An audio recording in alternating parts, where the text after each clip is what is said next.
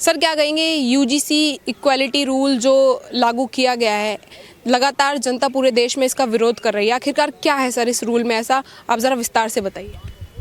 UGC ने जो 13 जनवरी को नोटिफिकेशन इशू किया है, उसमें प्रावधान ऐसा किया गया है कि किसी जातिगत टिप्पणी करने पर या डिस्क्रिमिनेशन करने पर वो जो भी विक्टिम है वो कह सकता है, कंप्लेंट कर सकता है कि मेरे को जाति के आधार पर इस तरह से मेरे साथ व्यवहार किया जा रहा है, तो उस पर सख्त कार्रवाई का प्रावधान है। लोगों का एकेडमिक कैरियर ख़राब होने की संभावना है, इसलिए जनता इसको विरोध कर रही है।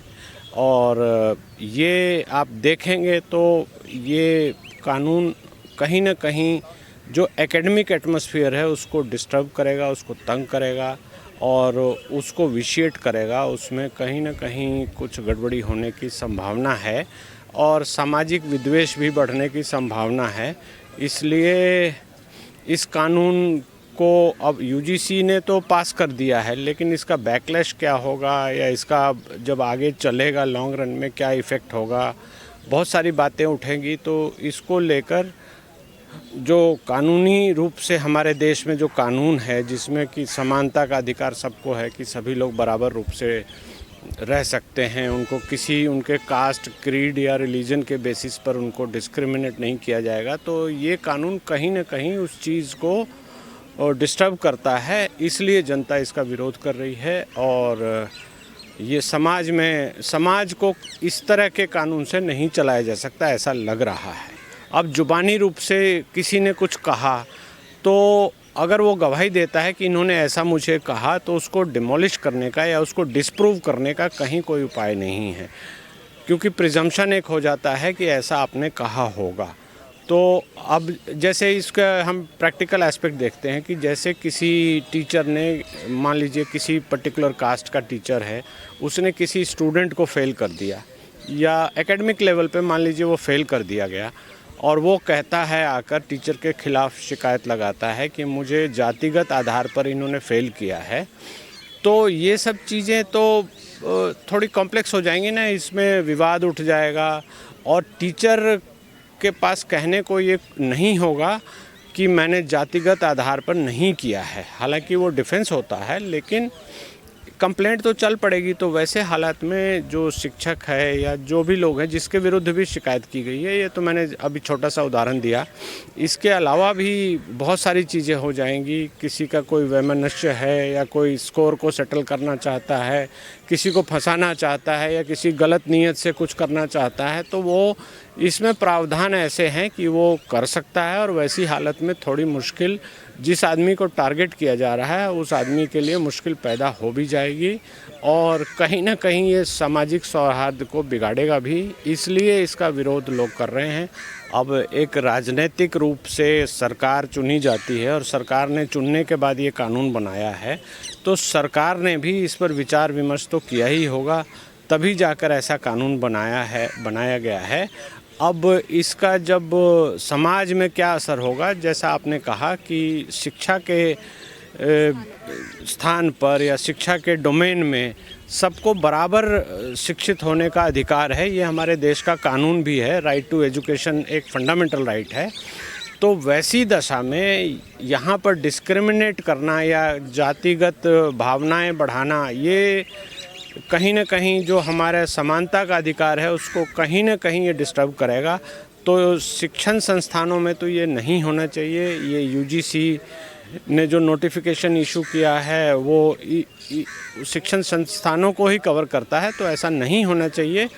लेकिन अब ये हो रहा है, तो इसके क्या क्या कानूनी समाधान है, कैसे कैसे क्या सामाजिक रूप से इसको सही किया जा सकता है, इसके बारे में हम ज़्यादा गौर करें। सरकार ने जो करना था कर दिया। जो गलती सरकार तो बाबुओं से चलती है, तो सरकार के जो लेजिस्लेटिव डिपार्टमेंट के लोग हैं या यूजीसी ने क्या रिकमेंड किया था, क्या बैठक में चर्चा हुई, जो लेजिस्लेटिव कमेटी होती है, सेलेक्ट कमेटी होती है, विधायन की लंबी चौड़ी प्रक्रिया है, तो वैसी दशा में ये अब कैसे किया गया है और क्या किया गया है, इसका टेस्ट होगा। यूजीसी के पास पावर है ऐसे कुछ रूल्स बनाने की है? हाँ, यूजीसी के पास तो पहले से ही पावर्स हैं। जहाँ तक पावर्स का संबंध है तो यूजीसी के पास पावर हैं। ये आप प्लेन रीडिंग जो यूजीसी एक्ट का करेंगे उसमें दिखाई देगा, वो बना सकते हैं। लेकिन अब ये उस पावर का गलत इस्तेमाल किया गया है या गलत तरीके से उस पावर द्वारा कुछ प्रोवोक करने की कोशिश की जा रही है, ये अलग बातें हैं। लेकिन प्लेन वर्ड्स में तो पावर है। जैसे हम उसका उदाहरण देख लेते हैं, जैसे ट्रैफिक में चालान करने, ओवर स्पीडिंग या लाल बत्ती या येलो लाइन पर आप खड़े हैं तो पुलिस ऑफिसर को तो वहाँ चालान करने की आपकी शक्ति है।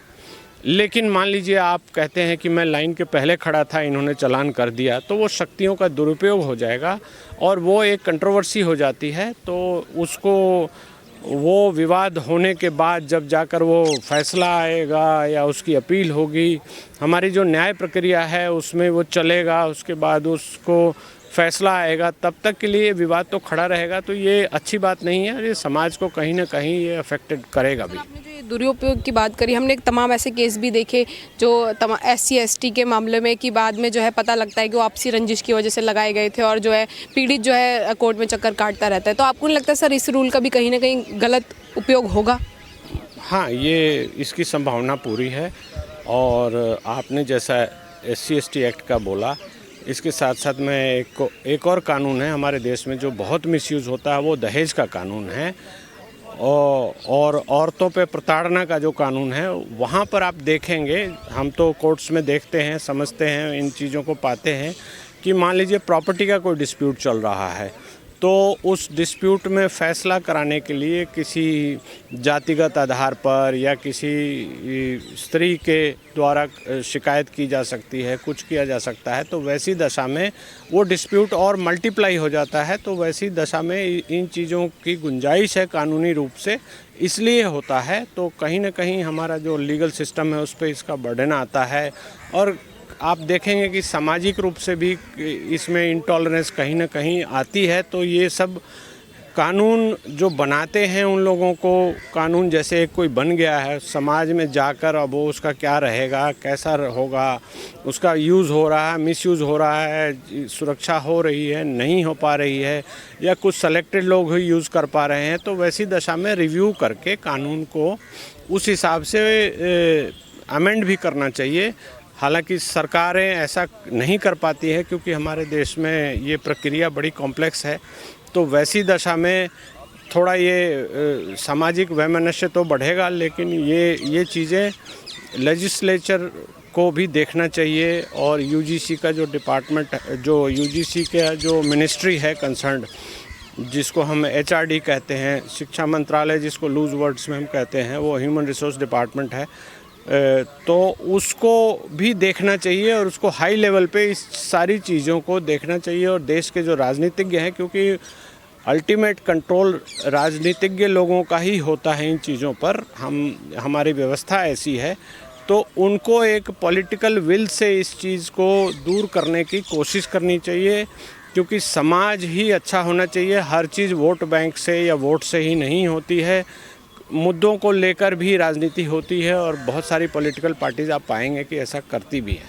और कहीं ना कहीं गवर्नमेंट जो नारे लगाती है और जो गवर्नमेंट कर रही है, उन दोनों में कंट्राडिक्शन ये दिखाई दे रहा है। और गवर्नमेंट को इस सिचुएशन को प्रेसिपिटेट होने से रोकना चाहिए और ये देखना चाहिए कि शिक्षा क्षेत्र में समाज अगर उत्थान की ओर जा रहा है तो संपूर्ण समाज जाए। कुछ लोग किसी को शिकार ना करें या किसी को कुछ लोग अलग ढंग से ना बोलें, तो उस दिशा में सरकार को गंभीर चिंतन करके इस चीज़ को रिव्यू करना चाहिए कि समाज में इस तरह से बांटने की राजनीति कहीं ना कहीं इस कानून द्वारा हो रही है। तो इसको वापस लेना चाहिए या इसका कोई और रूप बनाना चाहिए। सर, जैसे हम बात करें से बंगाल इलेक्शंस भी अभी कुछ ही दिनों बाद शुरू हो जाएंगे, तो क्या बंगाल इलेक्शंस में ये एक बैक स्टेप होने वाला है बीजेपी के लिए, जो ये रूल तुरंत ही जो ये लागू किया गया है, तो कहीं ना कहीं वहाँ पे नुकसानदायक होने वाला है? देखिए, ये चूँकि ये एकेडमिक क्षेत्र के लिए कानून बनाया गया है, यूजीसी ज़्यादातर शिक्षण संस्थानों जिसमें कि यूनिवर्सिटी होती है या कॉलेजेस होते हैं, तो बेसिकली आप देखेंगे कि सरकार के विरुद्ध या सरकार के समर्थन में नैरेटिव भी वहीं से बनते हैं। जो इंटेलेक्चुअल क्लास है वही नैरेटिव बनाती है, तो उस नैरेटिव के बनने में ये चीज़ विरोधाभास कहीं ना कहीं आएगा और हो सकता है कि बीजेपी सरकार को इसका खामियाजा भी बंगाल के इलेक्शन में या दूसरे इलेक्शंस में भुगतना पड़े। तो इसको बीजेपी ने अगर ऐसा किया है तो इनको सोच समझकर इस चीज़ को सुधारने की कोशिश करनी चाहिए। मैं तो एक राजनीतिक व्यक्ति हूँ नहीं, तो मैं बहुत ज़्यादा इसके बारे में फ्यूचरिस्टिक बातें नहीं बोल सकता, लेकिन ये है कि ये कहीं ना कहीं जो नैरेटिव को बनाता है, जो सरकार के विरुद्ध या सरकार के समर्थन में जो चीज़ें इंटेलेक्चुअल क्लास जो होती है वो बनाती है, जिसमें कि एकेडमिशियंस सबसे आगे होते हैं, उसके बाद पत्रकार होते हैं, उसके बाद अधिवक्ता लोग होते हैं। तो ये एकेडमिक वर्ल्ड में अगर एक नैरेटिव गलत चला जाएगा तो बहुत गलत मैसेज जाएगा और सरकार के हाथ से बात निकलती दिखाई देगी। अच्छा सर, एक आखिरी सवाल मैं करना चाहूँगी, अगर हम कानून और राइट्स की अगर हम बात करें तो आपकी पर्सनली राय क्या है? क्या शिक्षा जैसे स्थानों पर जहाँ बच्चों को समान दृष्टि से देखना चाहिए, ऐसी जगहों पर ऐसे रूल्स बनाना आप कहाँ तक उचित समझते हैं? देखिए, ये तो मेरे जो व्यक्तिगत राय है उस हिसाब से ये उचित नहीं है। और व्यक्तिगत रूप से तो मैं ये कहूँगा कि जिस कैंपस में आप रिजर्वेशन देकर जो जातिगत भावना है उसको बढ़ा रहे हैं, तो वो उस चीज़ को कहीं ना कहीं अगर आप आगे के लिए भी प्लग ना करके रखेंगे तो ये जो हमारा समाज है जाति के आधार पर विभाजित होने लगेगा और इस तरह से ये भारत के लिए अच्छा नहीं है, भारत के समाज के लिए अच्छा नहीं है, एकेडमिक वर्ल्ड के लिए बिल्कुल अच्छा नहीं है। तो मैं कोशिश करूँगा कि इस तरह का नैरेटिव ना बने सरकार के खिलाफ। अगर ब्यूरोक्रेट्स ने या यूजीसी के पदाधिकारियों ने कोई मिसचीफ किया है, कुछ गलत भावना से कुछ बनाया गया है, तो उसको सरकार को चाहिए कि आगे आकर सुधार करे और तब जाकर समाज में सौहार्द बना के रखे। वेरी लास्ट क्वेश्चन सर, क्या इस बिल में अगर हम सिर्फ सुधार कर दिया जाए तो इस बिल को अगर लागू कर दिया जाए तो ज़्यादा बेटर है या फिर इस बिल को ख़त्म ही कर देना ज़्यादा बेटर है? देखिए, ये बिल बहुत ज़्यादा तो इस चीज़ के अलावा जो एकेडमिक अचीवमेंट की बातें करता है उसको दूसरे रूप में भी आप कर सकते हैं। और ये बिल जो इतना लंबा चौड़ा किया गया है इसको कवर करने की कोशिश की गई है, तो ये बिल मेरे ख्याल से पूरा ख़त्म हो जाना चाहिए और सरकार को एक एक्सपर्ट कमेटी बनाकर सभी लोगों को, सभी समाज के लोगों को जमा करके और तब सबकी सहमति से एक बिल एकेडमिक जो पर्पसेस के लिए, जहाँ पर कि एकेडमिक एक्सीलेंस हो, यूनिवर्सिटीज़ में सारी चीज़ें, पढ़ाई लिखाई का माहौल अच्छा बना रहे, तो उस हिसाब से सरकार को लेजिस्लेशन करना चाहिए और यूजीसी को भी इस चीज़ को रिव्यू करना चाहिए। बहुत बहुत धन्यवाद सर।